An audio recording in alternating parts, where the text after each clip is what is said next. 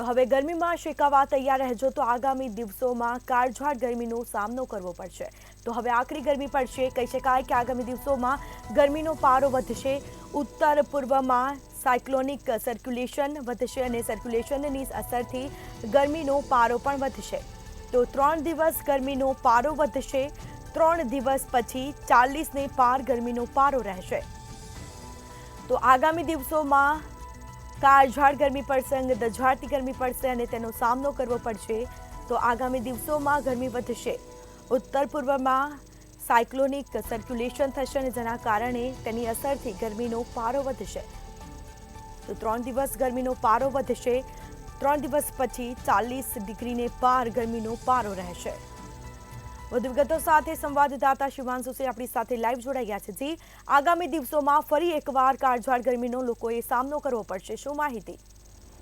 ચોક્કસ ગુજરાત રાજ્યમાં જે રીતે ગરમીનો પારો વધી રહ્યો છે તેવામાં જે છે તે હવામાન વિભાગ દ્વારા આગાહી કરવામાં આવી છે। આગાહીની આપણે વાત કરીએ તો 3 દિવસ સુધી જે છે તે ગરમીનો પારો સતત વધશે। સાથે કહી શકાય 37 થી 38 ડિગ્રી જે પારો છે તે રહેશે। સાથે જે સાયક્લોનની અસર છે ઉત્તર પૂર્વના જે દિશાઓ છે તેમના જે છે જોવા મળી રહી છે। સાથે હવામાન વિભાગની આગાહીના અનુસાર આપણે વાત કરીએ 3 દિવસ જે પછી જે છે તે ગરમીનો પારો ઓર પણ વધવાની પણ શક્યતા જે છે જાહેર કરવામાં આવી છે। સાથે લોકોને પણ જે છે તે હવામાન વિભાગના તેમના દ્વારા આગાહીના સાથે સાથે અપીલ કરવામાં આવી છે કે વગર કામના જે છે બહાર નીકળવાના નથી। સારા કારણ કે જે રીતે તાપમાનનો પારો વધી રહ્યો છે ક્યાંક લોકોને પણ જે છે તે હાલાકીનો સામનો કરવો પડે।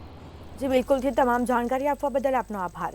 તો કહી શકાય કે ગરમીનો સામનો કરવો પડશે। હવે ઉત્તર પૂર્વમાં સર્ક્યુલેશનની અસરથી ગરમીનો પારો વધશે। તો હવામાન વિભાગ દ્વારા આગાહી કરવામાં આવી છે આગામી દિવસોમાં કાળઝાળ ગરમી પડશે। 3 દિવસ ગરમીનો પારો વધશે।